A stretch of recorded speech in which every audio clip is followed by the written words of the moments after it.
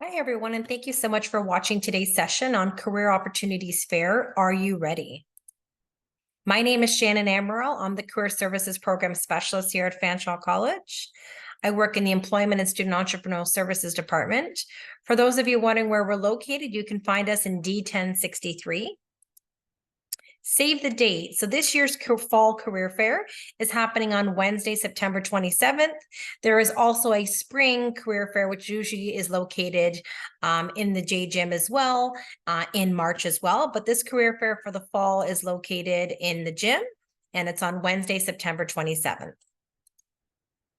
To find out more information about the career fair, please do so by logging into your Fanshawe Online account. At the very top, you're going to see resources with a drop-down arrow, and then you're going to select My Fanshawe.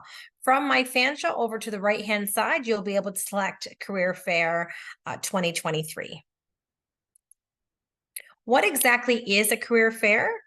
A career fair, or even known as a job fair, is an excellent way for you to be able to meet large number of potential employers all at one time.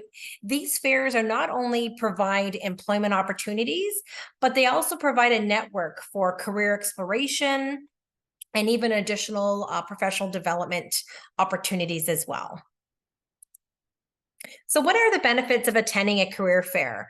The number one benefit is you're going to be able to connect with employers who specialize in the field of industry that you want to pursue. It allows you to speak with employers who have openings. These openings can be part-time, full-time, cooperative education opportunities. You'll also be able to receive valuable advice from these employers, and you'll be able to make some really important connections. So the things we're going to discuss today is how to prepare for a career fair, what to prepare during the fair, and also after the fair. So how do you prepare for the career fair? The answer is researching. So the number one thing you're going to want to do is prioritize the employers that you plan to target. So on the My Fanshawe page, once you select the Career Opportunities Fair, you'll be able to see a list of all the attendees, all the employers that will be present at this career fair. And when you go and visit those career fairs, you're going to want to start to jot down all the employers it is that you plan to visit. So number two is you're going to want to make a list of all the employers that you're interested in and what you're going to, speaking with them, and maybe even asking them for what we call an informational interview. Basically, a goal with an informational interview, it's not for you to get a job. Instead, the purpose is for you to gather information about the industry, the jobs, even the organization, and to see if your personality and interests align with that particular organization's needs. Number three is you're going to want to make sure you prepare focused questions to ask these employers to really show that you have a genuine interest in that particular company. I've listed here for you just some examples. Can you describe a typical day in this job? What type of people seem to excel within your team? What are 2 or 3 important characteristics you're looking for this position? And lastly, number 4 is you want to check out their social media feeds. You want to learn about the company's mission statement, what their vision and value is, so that you can add this to the conversation when you are visiting them at that fair. So when you go and meet the company representative at that booth, you want to make sure that you are prepared to how you are going to introduce yourself. You want to make sure you practice those commonly asked questions. And as for students, there are so many, valuable tools that you can utilize to get some more information to prepare and to make you feel more comfortable during that initial process. So please know that you can go onto your Fanshawe Online account and you can access some information that's available to you. One of them is called interviewing.com. And there's another tool, which is a great resource tool. It's called InStage Simulation. Is another great tool. You want to make sure you always keep your responses positive and always on topic. So some of the sample questions you might be looking for are: what skills are you looking for? What is the work environment like? Factors for success in this position.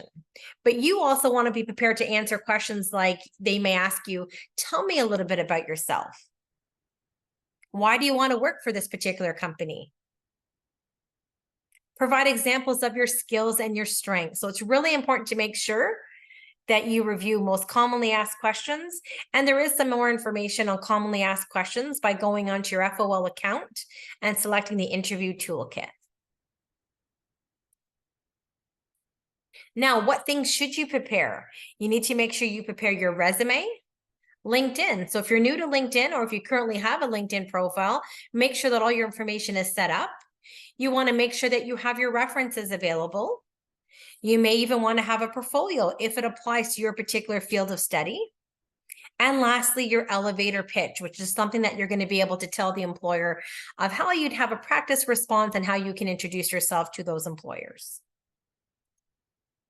So when it comes to your resume should always be tailored to every company and job that you are planning to target.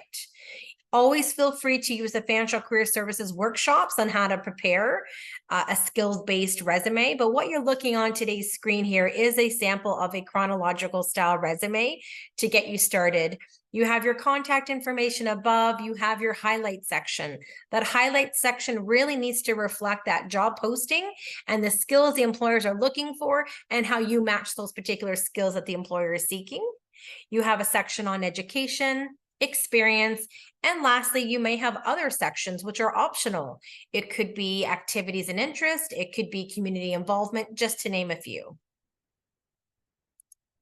As mentioned earlier, we have monthly workshops. You can access the monthly workshops by going on to, again, your FOL account, your Fanshawe Online, resources, career co-op, and selecting events is how you're able to locate and register for these career workshops, which are all virtual workshops. Now, one great thing we also want to share with you today is creating a LinkedIn QR code. So if you're somebody who has a LinkedIn account and you have it on your mobile device, feel free to also try and create what we call a QR code. So you can see right next to, there's 4 icons to the right of the search bar. So you'll see the 4 icons. Once you click on that, it gives you a LinkedIn QR code. And you can see next to the screen here, there's a display here for you where it then captures your profile photo, your full name, and your actual headline. So this is a really great tool to use when you are going to networking events and also attending the career fair. That way you can quickly connect with these employers. Your elevator pitch, as we said, it's pretty much a 1-minute overview of who you are. It's a short, memorable description of what you do. It covers your background and the types of positions you're looking for. You want to make sure you make a brief summary of your education, your experiences, and your strengths. And just remember that it should always contain professional and academic information only and not personal information. So we've kind of given you a template just to get you started, and we'll just discuss a little example that I've provided here for you today. Hello, my name is Sarah. I'm currently a second-year student in the Human Resources Management program at Fanshawe College, and I'm eager to gain work experience through cooperative education. I am passionate about this field and aspire to be an HR generalist in the future. Can you please tell me a little bit more of the cooperative education programs at your organization? So you really want to make sure you practice what you'll say, and please feel free to use this template that is shown on the screen here just to get you started. During the career fair, you really want to make sure you follow a few things. We're going to talk a little bit about dress code, which is dressing for success. When it comes to your dress code, your overall presentation can say a lot about who you are and if you would be a good fit for that particular organization and industry. When we talk about characteristics, you want to make sure that you're being positive and confident. 60% of individual interactions always involve nonverbal communication. So this includes that firm handshake, that eye contact, the nodding of the head, and most importantly, smiling. And lastly, business cards. Follow-up is the key to success. So you want to make sure that before you leave that employer's, representation, the representative's booth at that fair, you want to inform them that you would like to, continue on this conversation by following up with them at a later date and ask how it is the best way to connect with them. Maybe they prefer connecting by email, phone number, LinkedIn, whatever is their preference. Make sure that you're prepared to get their contact information so that you can definitely follow up with them. So talking a little bit about dressing for success, we would just want to talk about some basic tips. So you want to make sure when you're dressing for success that you're always making sure that you're showered every day, that you're wearing deodorant, and you're limiting your perfume and cologne. Keep in mind, many organizations have gone scent-free. You always want to make sure you come prepared to make that best first impression. So keep it simple by limiting the number of accessories, colognes, perfumes that you wear. While your goal is to obviously make that lasting best first impression, a little can always go a long way. So don't forget the basics. Make sure to wear clean, wrinkle-free clothes that fit you properly, walking into a new, fresh space. Making sure you're clean and properly groomed can set that tone for the whole day. And once you feel confident, your attitude and mindset is a huge factor when you're feeling good about what you're wearing. So pump yourself up to be that, that motivation song, pep talk, that inspirational quote. Having a winning attitude is half the battle. And just remember, you don't have to come to a career fair wearing a suited tie for males. You can be wearing a nice pair of dress pants and a dress shirt. It could be a golf shirt and a pair of khaki pants. And for females, it might be a pair of dress pants and a blouse. It may be a dress. You just don't want to be wearing running shoes, jeans, sports attire. And remember, if you're somebody that needs to have some assistance when it comes to business attire clothing, you can always visit us at the Career Closet, which is located next to our office in D1062, where you can definitely sign out some clothing for business attire. You want to have a game plan. So what is your game plan? You want to make sure you know what is your goal. You want to make sure list all the employers that you plan to target. And if you don't do this, you're not going to be using your time wisely. There's no way to go to a career fair and not have an idea of who's there and who you want to target, because there's just too many employers. You want to make sure that once you list those employers that you plan to target, you want to start researching those companies, read about the company, look at the types of opportunities they have available to you, follow the instructions and how they want you to submit an application. That is part of the screening tool in itself. You want to make sure you draft your introduction, just like we said earlier, that elevator pitch. You want to outline questions to ask. So remember, even though they may ask you questions on the spot preparing for an interview, you also want to be prepared to have, questions to be asking them as well. And you want to make sure you prepare all your professional documents. Ready, set, go. So now you have to ask yourself, are you prepared? Have you completed your professional resume? Have you worked on your elevator pitch? Do you have your questions prepared to ask these employers? Are you brushing up on your networking skills? Have you done your interview preparation to answer those, most commonly asked questions? So do a little bit to help you along the way. And just remember, the Fall Career Fair is happening on September 27th. So after the career fair, you want to make sure that you send a thank you note. Is always a good professional habit, as you would just like you are after an interview. So the rule of thumb is send a thank you note within 24 hours. This is going to be able to show your appreciation for that employer's representative, their time, and then the information that they have in being interested in you. You always want to make sure you reinstate your interest in the opportunity for that particular organization. And lastly, remind the employer about your key qualifications or assets that make you a good fit for that particular employer. The next few slides, we're going to talk about how to make the best of the career fair if you can't attend. So if you can't attend the career fair, there you can still get that same experience. So what if something happens, you can attend the career fair? We're going to talk about a few things you can do to help you find that desirable job. Career fairs are just a great way for you to learn about these new opportunities and to make those connections with these potential, dream employers that you have.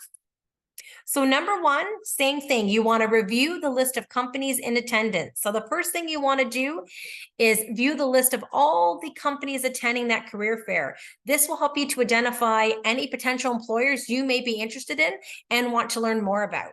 So doing the same thing, logging into your Fanshawe online, selecting resources, drop-down menu, and selecting My Fanshawe and viewing the list of employers that are within the career fair attendance.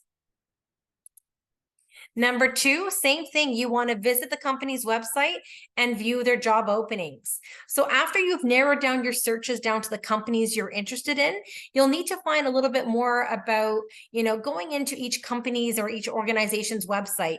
Read up on the company's news, their history, explore the company culture, check to see if the company has any openings that would be a good fit for you. You may also want to try setting up an informational interview with somebody at the company in order to learn a little bit more, so that you can make up for missing at the career fair. Step number 3 is updating your resume and cover letter. So as shown here are the handouts.